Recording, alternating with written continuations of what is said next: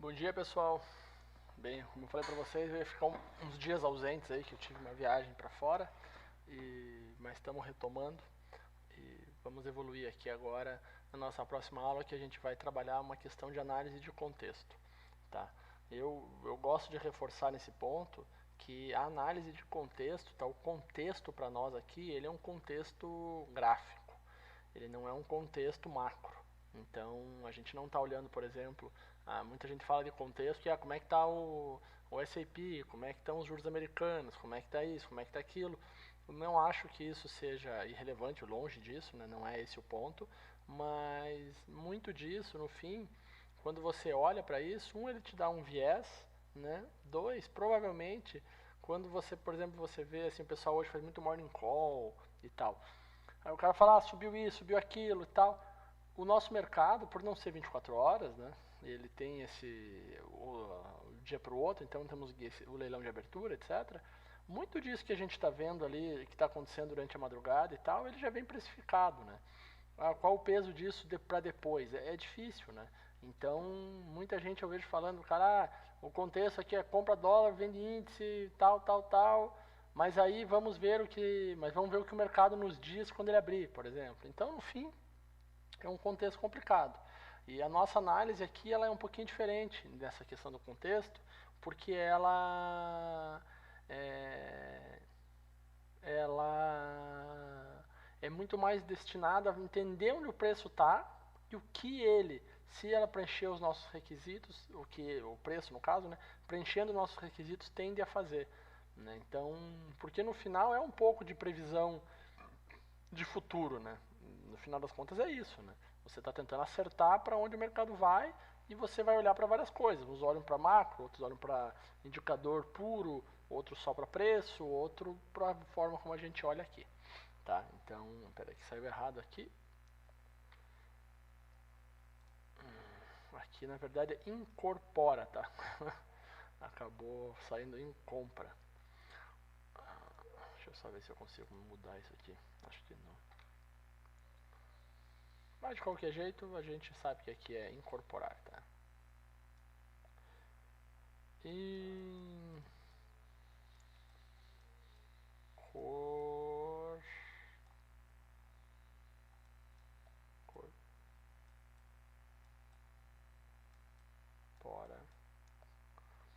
aceitação e visualização de, de aceitações futuras.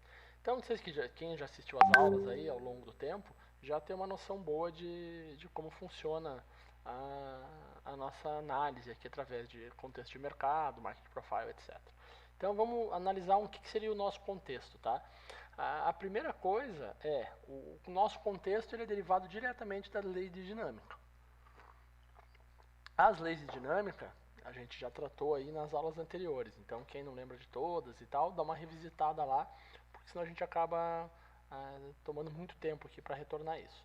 E eu vou falar delas um pouco aqui conforme eu for mostrando cada item desses que eu trouxe para vocês hoje. Então, partimos aí das nossas 10 leis de dinâmica, toda análise é derivada disso. Então, o que é o contexto atual, né? E o que significa essa questão de incorporar aceitação e visualização de futuras aceitações possíveis? O que a gente tem aqui, né? O nosso contexto inicial vai ser aquela composição de market profile. Então, nós temos aqui a nossa região, certo? Quando nós temos essa região, só um instante.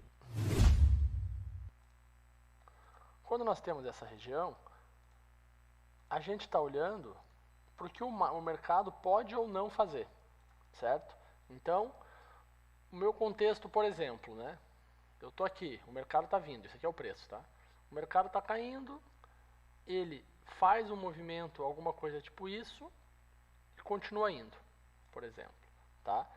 Nesse momento aqui, deixa eu até voltar aqui um pouquinho, ó, mas nesse momento aqui, eu estou olhando e pensando, o que a minha lei, o que as leis de dinâmica estão me dizendo aqui, né? O que elas estão falando, olha, para que você tem que olhar, vamos dizer assim. A gente está sempre batendo em questões bem específicas, tais como, por exemplo, aceitação, certo?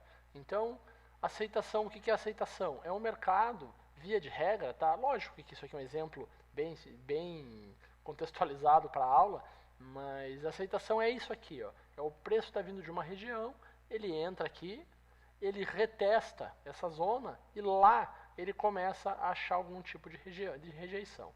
Quando isso acontece, o que a lei vai me dizer, né? Essas leis de dinâmica. Uma delas é, se o mercado vem de cima, possivelmente, se você está vendido, o teu primeiro alvo seria aqui, tá? E vamos dizer que a nossa POC estivesse aqui. O segundo alvo, por muitas vezes, isso é uma coisa difícil de entender o motivo, mas acontece com muita frequência, é o mercado vir até o POC dessa região aqui, para daí ele começar a se mexer de volta, tá? Mas então essa é uma das primeiras delas. Qual é a segunda que a gente está utilizando aqui? Se o mercado vem de uma outra região, invade essa região de baixo, retesta essa região de extremo aqui e rejeita, o que isso está nos dizendo? Está nos dizendo que possivelmente o mercado aceitou ficar aqui dentro e o nosso possível alvo é aqui embaixo. Tá? Então, dentro disso, sabendo disso, que possivelmente o alvo vai ser aqui embaixo, a gente vai começar a buscar algum lugar para fazer uma venda, certo? Vender, se fosse, vamos dizer que fosse aqui que o gráfico está em linha reta, né? Mas imagine que um gráfico mais balançado, alguma coisa mais, que fosse algo mais assim, né? E aí, aqui você vai começar a procurar um lugar para vender, tá? Então isso é uma das primeiras coisas que a gente analisa o contexto, porque ao saber onde pode ser e ter uma chance de acerto alta de ir, por exemplo, aqui, eu consigo dimensionar muito bem o quanto de risco eu vou tomar aqui, sabendo qual é o tamanho do stop, qual é o tamanho do alvo e qual é o meu risco-retorno possível aqui para ver se o trade justifica ou não. Porque não adianta nada eu pegar um trade, por exemplo, digamos que o mercado vem até aqui, o nosso alvo está aqui.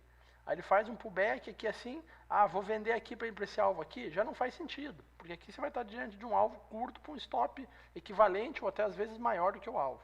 Então você está tentando achar dentro desse contexto e os possíveis alvos que ao aceitar dentro dessa zona você possa utilizar para buscar opções e chances, né? Ter aí o teu edge, né, que é essa vantagem, de olhar e falar, olha, se eu vender em algum lugar aqui, eu possivelmente, vamos dizer que eu vendi aqui, se eu estopar aqui, por exemplo, né, eu tenho esse tamanho. Quanto disso eu tenho para baixo, né? Vamos dar esse exemplo aqui, vai dar mais ou menos 3. Então é um 3 para 1. Né? Já é alguma coisa bem interessante de se fazer. Então a nossa análise de contexto deriva disso. Tá? É entender o que o preço está fazendo e ao fazer isso, qual pode ser o próximo destino dele. E daí a gente vai procurar um filtro de entrada para tentar fazer um trade direcional para esse destino. Beleza? Então isso aí é o que a gente olha para essa questão de contexto atual. O que seria para nós esse contexto de desenvolvimento, né? Ou melhor, o desenvolvimento do contexto que está acontecendo à nossa frente? É um pouco, vamos dar um exemplo agora de baixo para cima, é você ver o preço fazendo assim. Imagine que a gente está, no caso, deixa eu alongar aqui um pouquinho, esse aqui seria uma zona que já aconteceu, e vamos dizer que a gente está nesse dia aqui, né? Então esse aqui é uma zona passada que a gente construiu. O mercado está vindo isso aqui, está fazendo isso aqui, e começa aí. O que a gente está olhando quando a gente se depara com isso aqui? De novo, sempre aplica-se as leis dinâmicas. O que eu vejo aqui? Que possivelmente, se o mercado está deixando essa zona aqui, ele vai procurar uma zona que ele já conhece. Então, ao ver o que o mercado está fazendo, como ele está se desenvolvendo, e está se desenvolvendo ficando acima dessa zona, se isso se mantiver, possivelmente o nosso objetivo de preço seria aqui, inicialmente, e vamos dizer que o nosso POC estivesse aí, com um possível destino lá. Tá? Então, você está parado no dia olhando e falando, o mercado bateu aqui, ele voltou, ele passou, ele retestou, ele rejeitou. A hora que eu vejo isso aqui, eu falo, olha, agora ele está aceitando acima. Se ele perder aqui, ou se ele perder aqui, vamos dizer, você vai escolher e tal, dependendo muito do risco que você quer tomar, etc. Você fala, ó, abaixo desses níveis, acabou. Né? Não é mais compra, porque possivelmente ele tenda a voltar aqui para dentro. Mas, enquanto ele permanecer acima desses níveis, eu vou procurar entradas, porque como eu tenho aqui uma zona de desbalanço de preço, né, que é onde o preço passou pouco tempo, né, a gente teria, retomando, eu já mostrei até para vocês no volume, mas se você vai pegar um gráfico de volume, provavelmente vai estar uma coisa mais ou menos assim, né, então você tem esse vazio aqui, possivelmente esse mercado vai ter um movimento até agressivo. Então, ao ver esse desenvolvimento acontecendo, você já colocou na cabeça que ele não pode mais perder esses níveis, então você já tem um ponto fixo para estopar. Agora é aonde eu vou conseguir entrar para que eu pegue um trade que seja lá o meu alvo e seja bom de risco-retorno. Tá? Então, isso aí que seria um pouquinho a questão de ver o mercado se desenvolvendo. O que a gente olha aqui, né, dentro do desenvolvimento? Vamos imaginar que a gente está dentro dessa situação, a gente começa a olhar quais são os nossos pontos importantes de rejeição. Olhando para isso aqui, né? Digamos que o mercado veio de baixo aqui. Tá? Então, o primeiro ponto vindo de baixo é, deixa eu até apagar esse preço, para ficar mais fácil. O mercado veio de baixo, primeira coisa que eu estou olhando é aqui. Ele rejeitou? Não, passou. Fez lá um pullback, alguma coisa, começou a subir. Ele rejeitou? Ou rejeitou. Beleza. Se ele rejeitou esse extremo, possivelmente o meu alvo vai ser lá. Tá? Ele continuou, vamos dizer que ele continuou e chegou lá. Chegou aqui, ele rejeitou isso aqui? Rejeitou. Se ele rejeitou, o que eu estou esperando ver? Que ele venha fazer um reteste disso para ele reverter. Tá? Eu preciso ver essa rejeição acontecer. Isso é esse desenvolvimento do contexto na minha frente. Agora, ele não rejeitou, que é uma coisa esperada, veio, retestou e rejeitou agora, só que rejeitou de cima para baixo. O que eu estou olhando aqui? Olha, pelo visto, se ele não rejeitou subindo e rejeitou caindo aqui depois de romper, possivelmente isso aqui vai ser um pullback para continuar subindo. Então aí a hora que eu olho para isso, eu entendo que possivelmente, dado que essa ponto de rejeição veio forte e ele está acima do meu ponto de rejeição, né, e veio retestar de cima para baixo, eu tenho um possível desbalanço de zona que vai buscar o meu alvo lá em cima. Então, o meu possível destino é lá. Ah, por que não é aqui, não é aqui, não é aqui, não é aqui o alvo? Porque a zona, como eu já expliquei lá atrás, né, pela teoria do leilão, possivelmente o mercado está reprecificando alguma coisa, igual a gente usou o exemplo do carro, de que agora o mercado não vale mais isso, o mercado vale aquilo, e o mercado tenta buscar zonas de preço que ele já conhece. Né? Então, quando você reincorpora, você está com o preço aqui, e você reincorpora alguma coisa que não estava mais na tua visão, você reincorpora isso no modelo, por exemplo, você vai falar, o dólar não vale 5, vamos dizer que seja isso aqui fosse 5. Né? O dólar vale 5,100. Então, ele tende a fazer isso aqui. Tá? Então, você entender as leis de dinâmica, entender o contexto, entender o que o preço está fazendo, dado essas leis de dinâmica e dado o teu contexto, vai te dando uma noção do que você pode fazer. Então, quando você chega numa situação assim, você nunca vai vender isso aqui, por exemplo. Entendeu? Ah, mas pode ser que chegue aqui e caia. Mas claro que pode. Mas você nunca vai vender, porque normalmente, na maioria das vezes, a tendência dele é não cair. A tendência dele é daqui continuar subindo. Tá? Então, isso aí é uma das análises que a gente usa de contexto que ajuda muito a você tomar a decisão, porque te dá uma amostra muito clara do que você pode ou não pode fazer. Tá bom? Então, te ajuda a não ficar perdido. Você está sempre norteado, às vezes não funciona e você estopa, mas você está sempre norteado do que você vai fazer, para onde você vai. Tá? Então, é interessante porque ele não vai te dar aqui, imagine que você está aqui, tá nessa situação aqui, deixa eu pegar aqui. Deixa eu voltar aqui um pouquinho só para... Digamos que você está nessa situação aqui, ó. Acabou de romper aqui, por exemplo. Vamos dizer que rompeu isso aqui. Agora você falou, olha, acabou. Se ele ficar acima desse nível, por exemplo, aqui, né, desse fundo, ele aceitou ficar em cima. Então, quando você está nessa situação, você nunca, mesmo que esteja esticado, você pode chegar aqui e falar, olha, o dólar está muito esticado. Vamos dizer que fosse o dólar aqui. Está muito esticado. Chegou no ponto de rejeição, fez isso aqui, possivelmente ele tende a subir. você acha que está muito esticado e não quer comprar, você não compra. Mas dado essa leitura, você também não vende. Você pode não fazer nada, mas você não vai entrar contra o movimento. Tá? Então ele te ajuda nisso também. Tá bom? O outro ponto muito importante aqui, que é uma das leis mais importantes, eu acredito, é aquilo que não aconteceu. Quando você está aqui, ó, e vê o mercado fazer algo assim. Deixa eu alongar mais um pouquinho. Você fala, ó, provavelmente é lá, né? O destino, vamos pontilhar aqui, ó, provavelmente o destino seja lá. O mercado falha e faz isso, por exemplo, provavelmente o que não aconteceu é mais importante daquilo que você esperava que acontecesse. Então, quando ele faz isso, nesse cenário, aí sim você vai falar, não, ele estava para cá, tinha tudo para ir, não foi e voltou para dentro, possivelmente o meu alvo está aqui. Então, agora, nesse cenário aqui, você já fala, eu não posso mais comprar.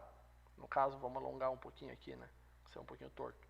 Nesse cenário aqui, né? Quando o preço já voltou, retestou ali.